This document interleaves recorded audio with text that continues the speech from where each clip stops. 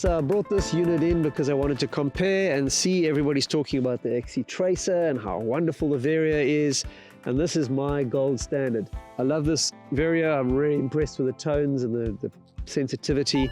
So I put them side by side and I flew them in some nice sporty conditions.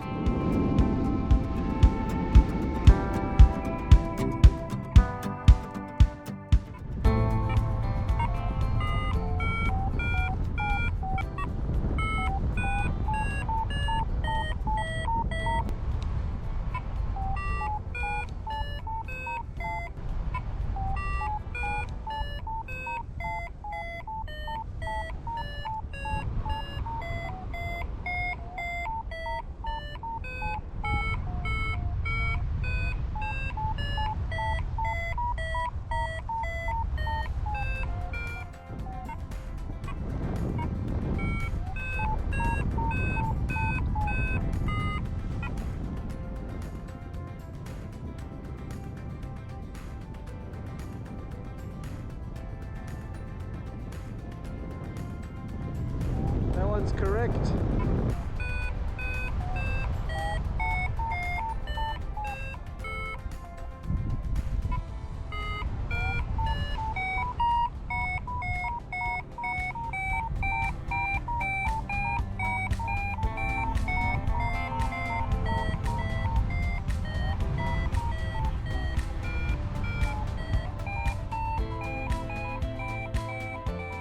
So the information I'm getting on this one screen, it's taken me 2 screens to get because of the number of data boxes. So points to the XCTRACER. In terms of size, for hike and fly pilots, this is a winner.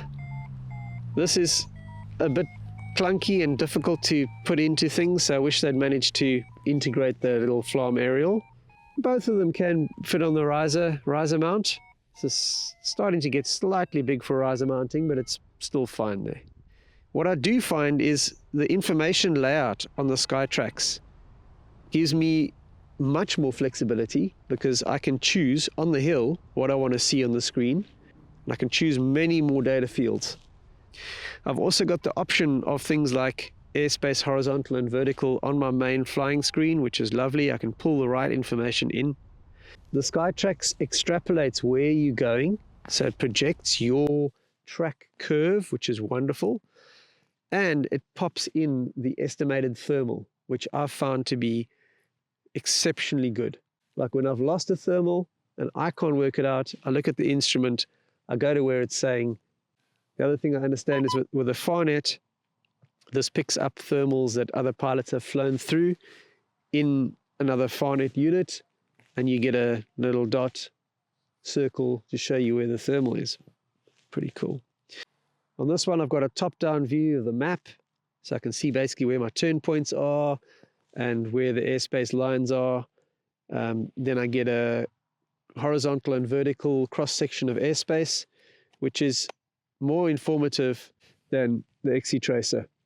I've also got some more detail of exactly what that airspace is, and my flight levels and things like that.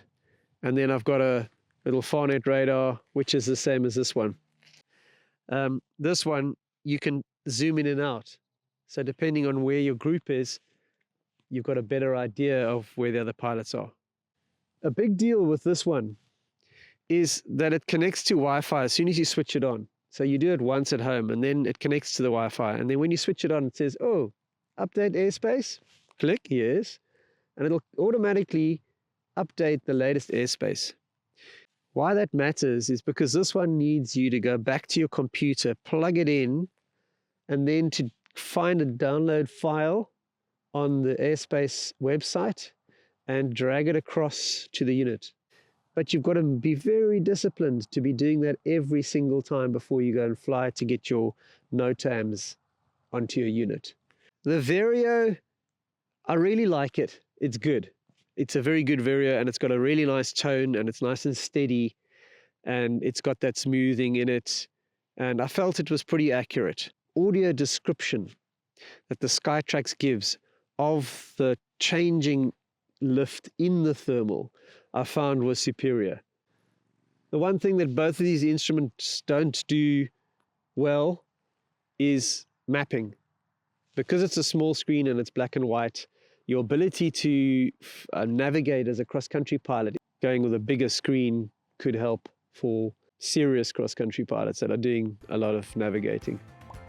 If you like this video, give it a thumbs up and subscribe to see more like this. Right, so I hope that helps you make a decision between these two units. You know, they do slightly different things, but if they're competing in the same space for a cross-country pilot who wants to have a very good, reliable instrument with a very good vario, and then some capabilities to avoid airspace and be able to understand the airspace in the air and have it reliably updated, I'm going with the SKYTRAXX for the cross-country pilot. I think this is the better unit.